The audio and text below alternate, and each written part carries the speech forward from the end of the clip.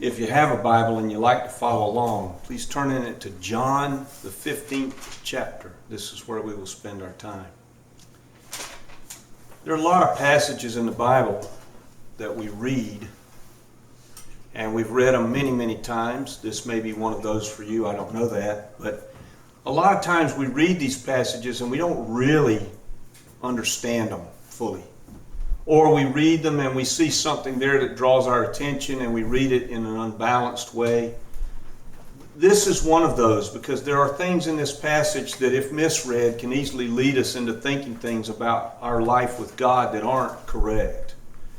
And so I want us to take this passage apart and understand it as carefully as we possibly can, because I think once we do that, we'll see that Jesus has a message here for us that really does apply to our lives as we live them. I'll begin reading in John chapter 15, verse 1. I am the vine, and my Father is the vine dresser. He takes away every branch that doesn't bear fruit in me, and he prunes every branch so that it will bear more fruit. You are already clean because of the word I have spoken to you, Jesus said. Remain in me, I'll remain in you. Just as the branch cannot bear fruit by itself unless it remains in the vine, so neither can you unless you remain in me. I am the vine, you are the branches. The one who remains in me and I in them bears much fruit, because apart from me you can do nothing. If anyone doesn't remain in me, they are thrown out like a branch and dry up, and such branches are gathered up and thrown into the fire and burned up. If you remain in me and my words remain in you, ask whatever you want, and it will be done for you. My Father is honored by this, that you bear much fruit and show that you are my disciples. Just as the Father has loved me, so I have also loved you. So remain in my love. If you obey my commandments, you will remain in my love, just as I have obeyed my Father's commandments and remain in his love. I have told you these things so that my joy may be complete in you, and that your joy may be made complete. Now, Jesus here has said some stuff that we're going to get at that's kind of controversial in some ways. But I'd like to take the passage apart bit by bit and see if we can understand exactly what he's getting at here. He wants our joy to be made complete. Well, how is that to be accomplished? Well, he uses an illustration that actually is an extremely Jewish illustration. This is not just an agrarian illustration as we might think it to be. This is extremely Jewish. Vines in Judaism are a symbol of plenty. Grapes are a symbol of plenty. Wine is a symbol of plenty in Judaism. The vine is a symbol of Israel. If you went to the temple during the time when this would have been written, and you walked up to the doors, across the huge doors at the front of the temple would be a vine, a huge vine, about 40 feet long, with gold hammered onto the surface of the stems and the vine itself, and then the grape clusters hanging from it would each one be a grape, would be a jewel set in the stone. This was what was on the front of the door. People talked about the temple in this way. They said between that and the gleam of the marble when the sun came up, you could hardly look at it. It was so bright and so intensely beautiful. Well, God says in Isaiah chapter 5 of Israel that Israel is his vine. That's the nation. He makes that the image that he uses, which is why they put it on the doors of the temple. Now there are points of relationship here between the vine dresser, and us, the branches. So let's just take a look at them. First of all, you got to have the right stock for vines. I mean, I watched this movie years ago. You may remember it, with Keanu Reeves. It was a movie, I think, called A Walk in the Clouds, if I remember correctly. And it was an Italian vineyard owner. He fell in love with the daughter, but he was a city person. He was not acquainted with agriculture at all, and the father was suspicious of him and didn't like him. And over time, he won the father over because he was so intensely interested in becoming a part of the vineyard operation. They grew grapes that were supposedly, in the movie, famous all over for the grape stock and the wine that was produced from these grapes. Well, at the very end of the movie, the whole vineyard burns. The whole vineyard burns up. And Keanu Reeves, at the end of the movie, goes way out into the vineyard, smoldering, everything's still smoking. and he finds one little grape plant that survived somehow, and he brings it back to the vineyard owner and says, we can start again.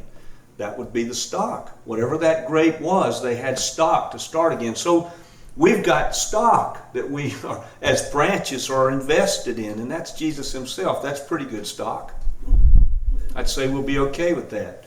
We need a good vine dresser. You need somebody that knows what they're doing with regard to keeping the garden as it is. Well, that's God himself in this text. So I think we'll be okay there too. You need a good atmosphere, a good situation, a good environment for all of this. And God, as a vine dresser, makes sure that all of that is done properly. He weeds it, the garden. He dresses the vines. He prunes the vines, prunes the branches. That's you and me. And so he's doing a good job with that. And then there needs to be some kind of contact for the vine and the branches together. And Jesus says it here. He says, abide in me. Now, that's a strange term in my thinking. To me it is. I mean, what does it mean to abide in him? The only way I can equate this is to tell you a little story. I love this Christian philosopher. He's actually had taught his whole life on a secular campus, UCLA. He's the head of the philosophy department there, and a guy named Dallas Willard. And he had this little book and then a talk that came from the book called Jesus, the Smartest Man Who Ever Lived. And it was an awesome talk because he spoke of him. And so he said this. He said, let's say you're a plumber. Dennis were here. He could resonate with this. Let's say you're a plumber. Do you invite the Lord to come with you every day in your plumbing work as though Jesus would be competent in that field? Now, we don't think about the Lord like that. We don't think about Jesus, as Dallas Willard describes him, as being the smartest man who ever lived. We don't think about him being competent in the fields in which we're competent, mechanics or farming or whatever it would be, IT work, whatever. But if Jesus is who he claimed himself to be, the maker of the universe in the flesh, he's absolutely the most competent person in any field he could be invited into. Now, abiding in him would then take the form of, am I inviting the Lord to share my life with me in the smallest of arenas every day? That's what it means to abide. It's not just a visit in the morning or a visit in the afternoon or a visit on Sunday. It's all the time. Am I walking in communion with him, abiding with him, such that every aspect of my life is infused with God? I'll tell you this for me, and this has only happened to me in the last couple of years. I have become less, and I don't understand it other than age. Maybe some of you could explain it to me, that maybe you feel the same way. All of a sudden, I'm going to work doing things that I've done hundreds of times, and I find myself wondering, can I do it? Am I really competent here, or do I really have this competence? And so I find myself asking God to help me with stuff that I would have never thought about asking him to help me with before. I don't know why that is, but I believe Jesus is the smartest man who ever lived myself. And so for me, it makes good sense. And we're to bear fruit. We're not an ornamental plant. We're not to be just a flower in a vase, which has its own quality and its own purpose, but that's not who we are to be. God, as a vine dresser, though, is forced to take you and me as the branches living, abiding in the vine, to dress those branches, which means he's going to take his shears out and cut stuff back. Now, sometimes those things that he cuts back would be dead things, like you cut back dead wood, right, to keep bugs from getting in something, right? You want to make sure there's no just non-sap infused dead wood in a plant that you're trying to care for, because the insects will get in there. But then there's the good stuff. There are branches that are alive and thriving, and sometimes they have to be pruned back. Now, I'm not a farmer, but what little I do know, I learned from my granddaddy. And when he had trees that were fruiting trees, he would cut them back because he didn't want the tree to just make more wood. He wanted it to make fruit, whatever the fruit was. So the sap comes up, the water and the nutrients come up, and if they go into the tree to make wood, it'll make less fruit. So he pruned them. He pruned them for that purpose. God does that for us. He is pruning us, and sometimes that pruning is not a pleasant process at all. He takes away things that look alive to us or look like good things to us sometimes. He takes them away. And it can be painful, this pruning process. Some of what he prunes looks to us to be something that brings life, but God is the vine dresser, and I would say his competence to know what part needs to be taken away is far better than our ability to know what those parts are. And he's got a goal. The goal is we bear more fruit. That's the goal. So there are going to be things in our lives that look to be really good to us that God's going to say, I'm going to have to take that out because it's inhibiting my purpose for you or for me. And of course, as time goes on, to whom much is given, much is required. You know, if God spends a lot of time and energy working on us, he's going to require things of us as well. So more pruning has to take place. It's interesting to me in this culture we live in right now that we have a perception. I don't know where this comes from. I remember having it myself, though, at one point in my life as a believer, a young believer. There's a perception that if we come to church, we should expect that that particular visit to the congregational setting is going to produce the wow. And it's going to produce something in us that a big change happens. And if we don't come to church and find a big change every Sunday, we kind of give up on it after a while. Because we're not looking at it as abiding, which is a long road, a lifetime road. Now, there's a misunderstanding in this text that can be very, very troublesome, and I want to spend a little time on it. Jesus says it in plain English. Didn't speak English, but that's what it says in the plain English Bible. Ask anything of me, and I will do it for you. What does he mean by that? I mean, I can think of a dozen things that I would ask for that maybe I have asked for in the past. I mean, I'm one of these people that will just ask God for anything. I don't have any inhibition. I figure he probably knows well enough what I do and don't need, and so it's no harm in asking. Ask not. You have not because you ask not. I mean, I figure I'll take a chance on it. What does he mean? Well, there's a clue in the text. If you just look at this text, I mean, we could take other texts. John, the apostle who wrote this gospel, also wrote a letter. And if you look in his letter, he gives an explanation about how it is that prayers are answered. He said, if we pray according to his will, we know he hears us. And if he hears us, we know that we have the thing that we've asked. Well, even if you set that aside, this text is enough to explain what this means when he says, ask anything of me and it'll be done for you. He says, if your words abide in me, he prefaces the statement. Those words that would abide in us because of walking with him in an abiding way would then form the thoughts that would form the prayers that would inform how it is we're to ask for things. We have a text in the Psalms. It says, it's Psalm 37. Delight yourself in the Lord and he'll give you the desires of your heart. And we misread that. What does it mean? It means he's going to put the desires in there. He'll give us our heart's desires because he's going to give us the desires. So then when we start to pray and we ask for things, we're going to be along the way, as we grow, hopefully, more and more prone to ask for right things than to ask for wrong things. I remember, I don't know if you've taken time, we've talked about it on a couple of Wednesday nights, if you've taken some time to watch the One for Israel videos, which are on YouTube, lots of them.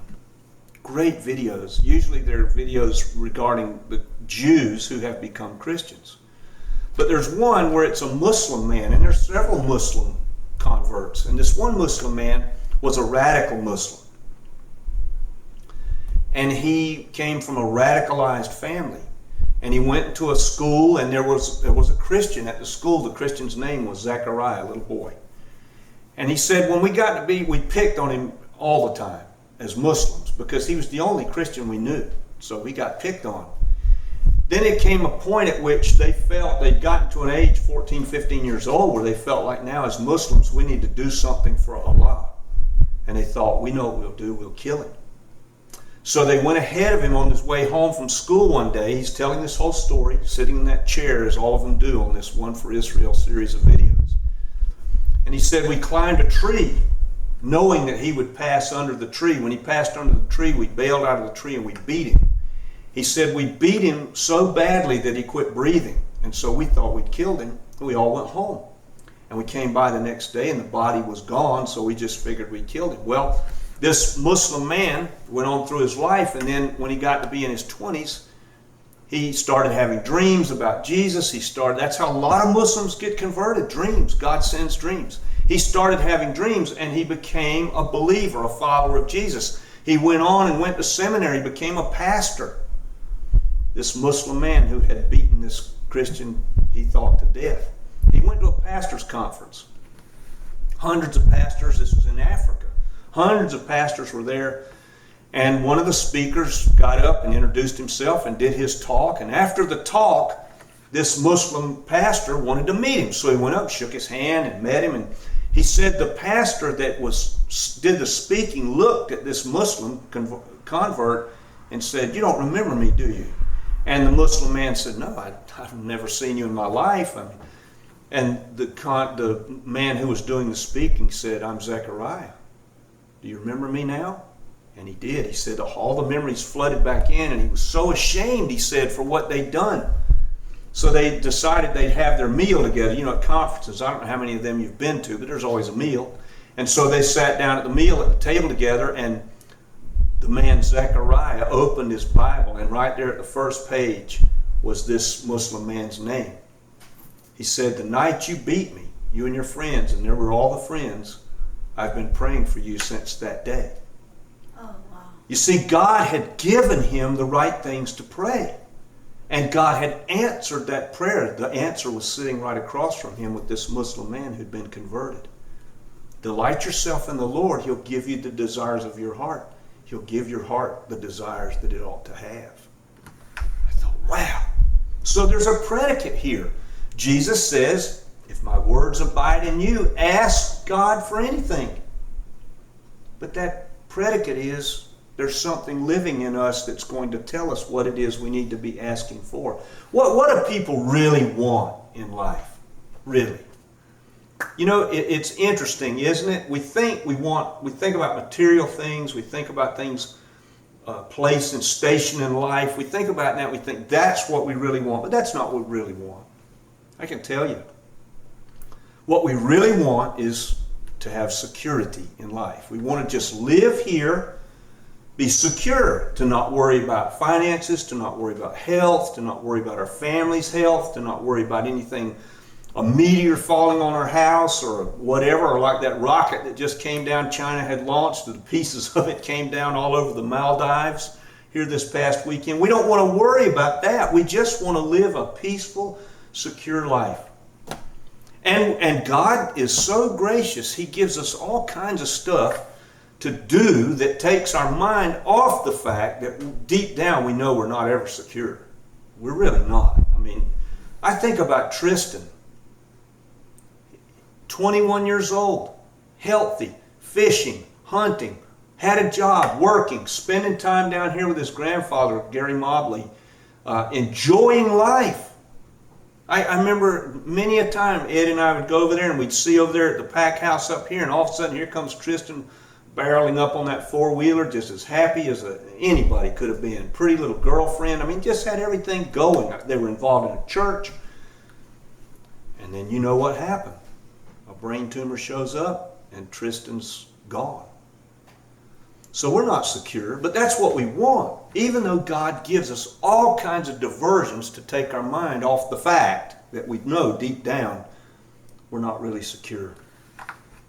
Everything good in our lives has a kind of a taint attached to it. When I would go and play music, when I was traveling, of course, I would be leaving Becky and Jackson at the house for stretches of time. And then once we moved back to Waycross, I really loved playing music with Terry, but when we would go out for an evening, I was leaving back Becky and Jackson at home without me there. it was tainted.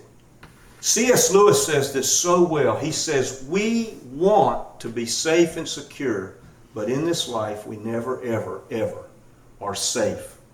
And if we try to hold on too tightly to safety, it's going to flee us, even though God gives us lots of things to enjoy along the way. But it seems to me that God has allowed us to live in a way that the thing we want the most is the thing we can't have. That's security. That's what we want the most in this world. And I think there's a really good reason for that. If we had that security here in this world, we would crave this world as our home. And we would think of it as home. He never grants us that security so that we never mistake this place for our home. Jesus said, abide in me. There's the only security that we can possibly have in this world or in the world to come. I don't know where everybody is today, but if I've said anything about which you've got a question, you want to